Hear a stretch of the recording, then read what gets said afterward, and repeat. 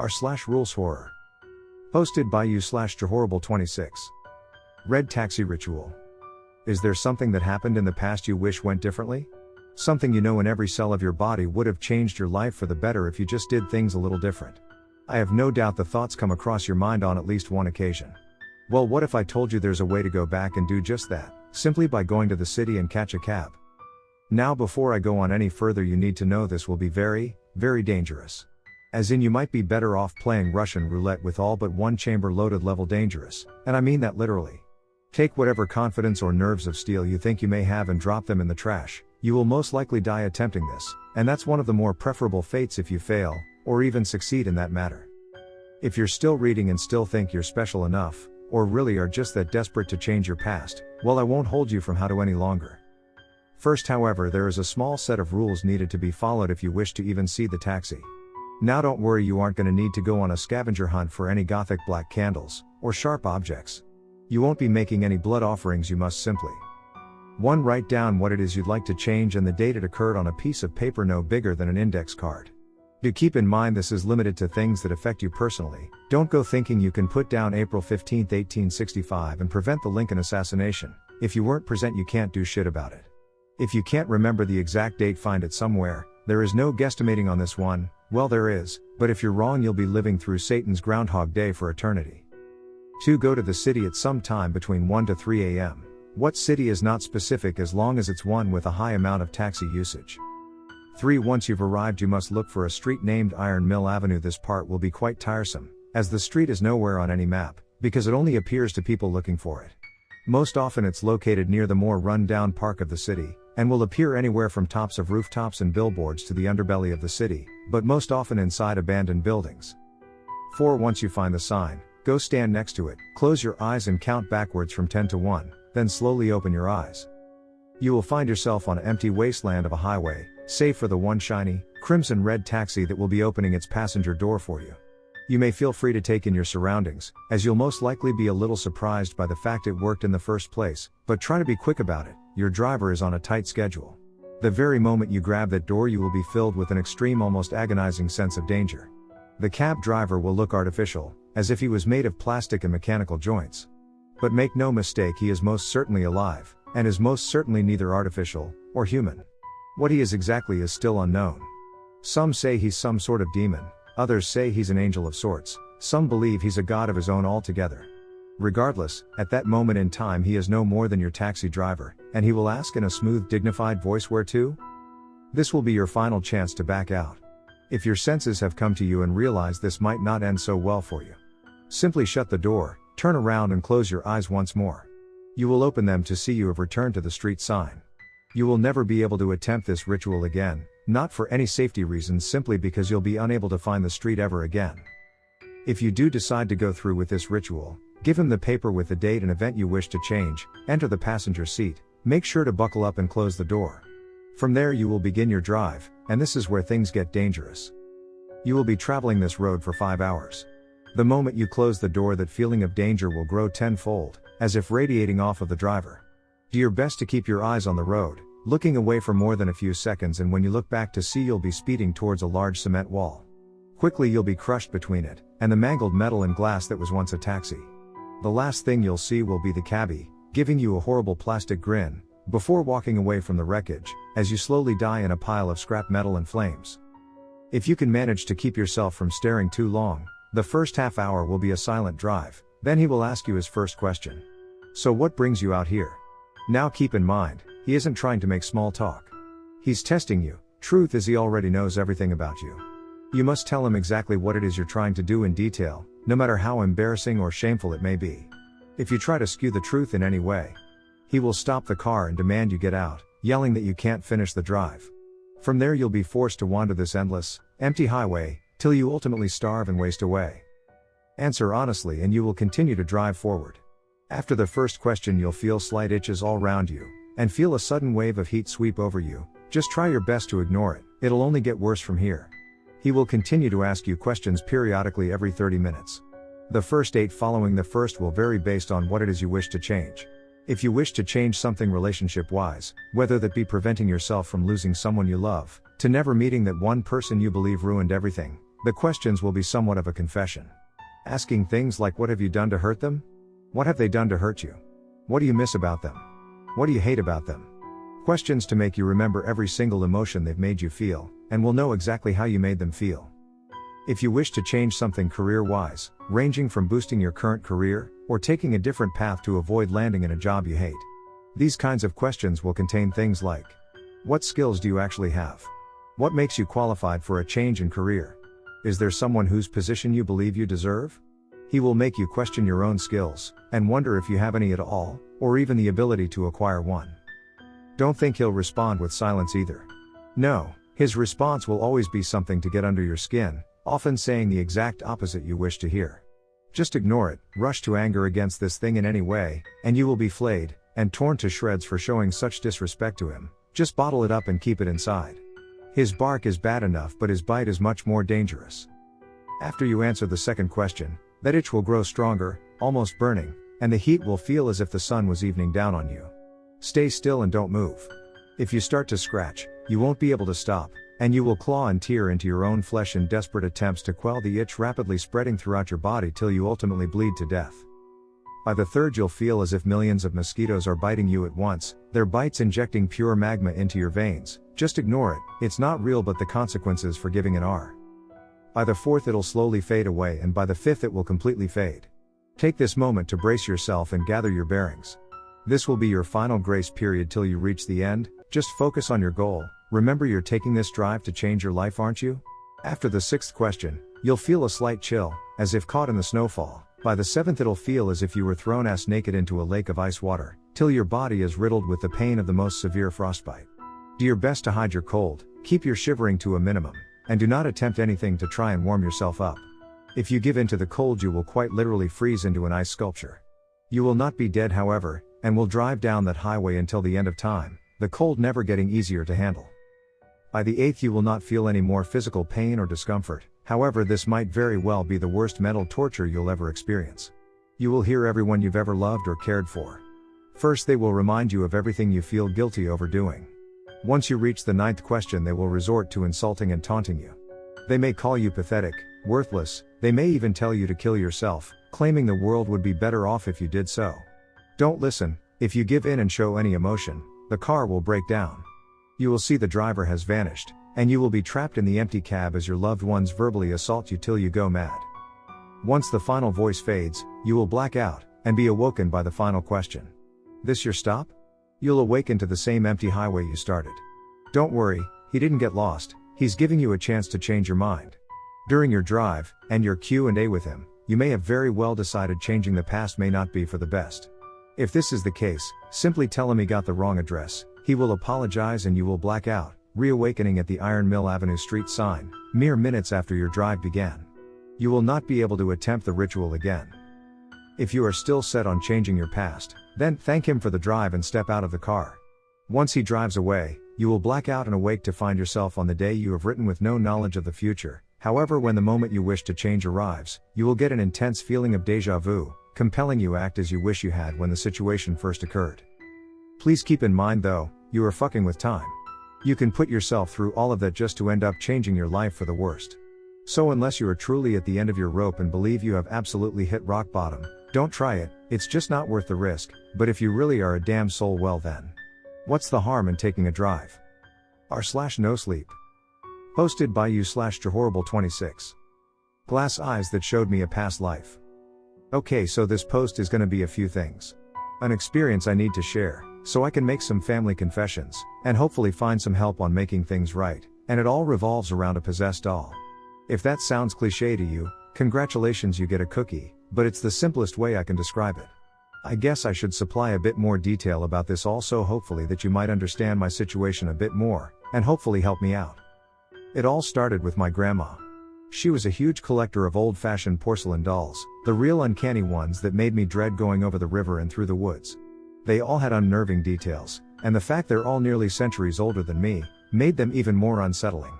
It's strange how something as simple as age can cause things to seem more unsettling. There was one doll, however, that always stood out among the rest, Shelley. Shelley was an old Victorian-era doll, dressed as a duchess from France, who had her own room, completely decked out in furniture and toys. Shelley herself was kept in a glass case lined in velvet. You'd be well within your right to believe this would have something to do with Grandma having some sort of favoritism towards the doll. The case, however, was quite the contrary. She never said it outright, but it was clear she hated that doll. I don't think I remember seeing her even go near the room once. In fact, she kept it tightly under lock and key. Well, a few locks and keys. The point is, Granny was not very fond of the thing. I never really had a problem with her keeping it under the carpet. That doll always gave me a strange sense of sadness that I couldn't explain, and even in my younger years, I knew there was something very different with the doll, and I didn't want to upset it. Curiosity killed the cat and all that, but much like death and taxes, having to deal with the thing myself was inevitable. See, my grandma has recently passed, and the oh so depressing job of cleaning out her home fell onto yours truly. I mean, I wasn't alone, as my little brother Stephen tagged along too. However, he was more focused on reminiscing over the place rather than helping me clear it. It didn't take long for us to reach the main doll room. Wow, you know, they somehow look creepier seeing them with more refined eyes, Stephen said, bumping my shoulder, and he was 100% right. In our younger years, I never took any real time to study any details, or maybe I just couldn't notice, but now I was able to clearly see down the uncanny valley they sat at the bottom of, especially the eyes. There was something so real about them, yet at the same time absolutely cartoonish, like real human eyes bulging unnaturally far out of their sockets. After carefully packing away the old dolls and bringing them out to the car, it was time for the big one, Shelley's room. Oh, absolutely, fuck that, I'm not going in there, Stephen began as we reached the door. I sighed and looked at him. Dude, you and I both know how much stuff's in there to pack away. It's just a doll, I said sternly, but he was quick to retort.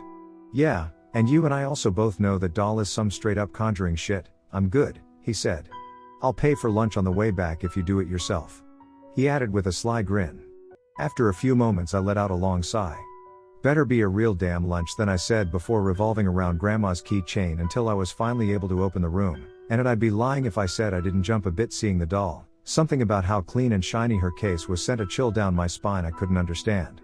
Once I was able to recollect myself and observe my surroundings closer, I was underwhelmed.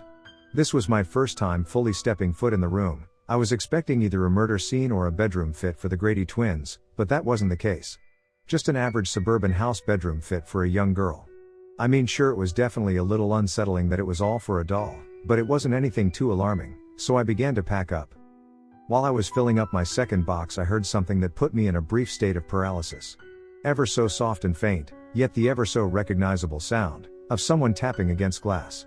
I managed to swallow my fear and turned to face the doll to see it exactly as it was when I entered the room. Ah man, I must be losing it, I whispered to myself as I walked closer to the glass case to inspect the doll more.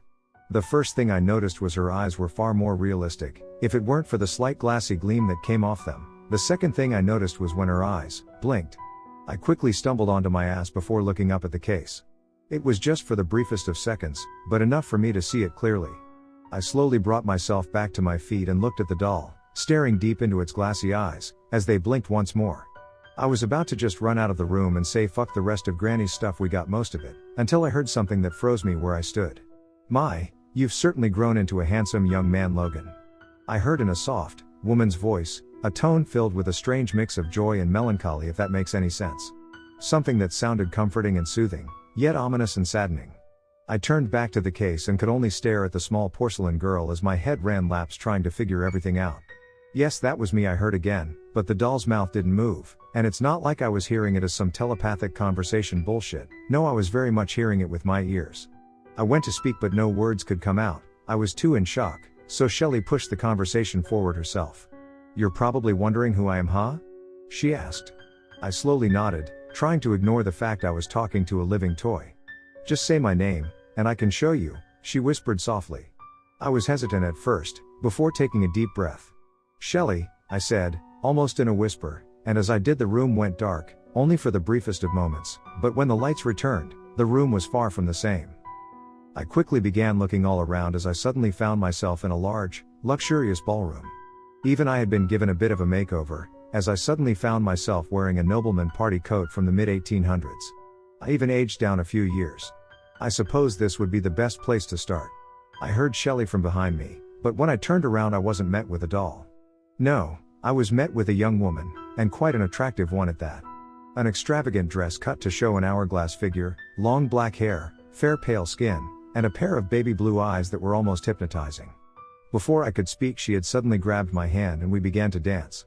It was the strangest thing. I had absolutely no idea what I was doing or how to dance, yet it was just happening so naturally, as if I've done it 1,000 times. She soon began to explain exactly where we were. Philadelphia, Pennsylvania, July 7, 1839. I had just arrived in America with my father to meet a proper suitor. I was brought to the Traders Guild ball where I met Liam, son of a noble merchant and clergyman, she said. Something about that name sounded so familiar. Suddenly the lights went out again, and once again upon their return the room had changed. This time in an immaculate living room, one that drowned me in a wave of complete euphoria and ease. I felt more comfortable in this unknown room than I ever have in my own home. I had been seated by the fireplace with a book in hand, one about the history of trade routes from America to the outside world. Next to me a small window to show a heavy snowfall. January 3, 1842. Liam and I would end up settling down on his family's land. A small log cabin he had built shortly after our fathers agreed Liam was a suitable choice to marry me off to. I heard from my left, to see Shelley once more. It seems she had gotten older too. Upon further inspection I realized the same had happened to me. I was now roughly 20 again. I felt a few gears start turning in my head after hearing what she said and examining the room more, but before I could ask anything once again we had been transported again. I found myself standing in the middle of an outdoor market. However, as I looked around I quickly realized this time, I was alone. Before I could question anything an intense wave of dread and panic filled my body and I began running. I didn't know why or even where I was running, but my head told me I needed to be there and my legs moved on their own as if they had the directions, and I arrived to see a log cabin, completely up in flames. I suddenly collapsed onto my knees and began crying for no known reason, until she came back. August 8, 1850, while Liam was at the market for the day, his family had come to visit. His mother began thanking me for this decade's donation, then sliding a blade across my throat. As I bled out she told me many times that my doll would be much more prestigious than the rest for making their son so happy. Before taking my body to their workshop, returned what was left of me to our home, setting the ablaze to cover up my murder. Once Liam had returned I turned my head around slowly to see Shelley once more, completely charred to a crisp, with a deep laceration across her neck, along with several larger ones all around her body. Her beautiful baby blue eyes, completely gouged out. Suddenly I realized what I had been seeing weren't Shelley's memories, they were Liam's. "Why are you showing me this?" I muttered, almost worried about receiving the answer, which was well justified once I did. "Because you need to know what your family truly is. You've died once thinking the monsters around you were saints," she said with a slight sting in her voice. I did a slight double take, the fear in my body being completely replaced with confusion. "What do you mean I already died once?" I asked.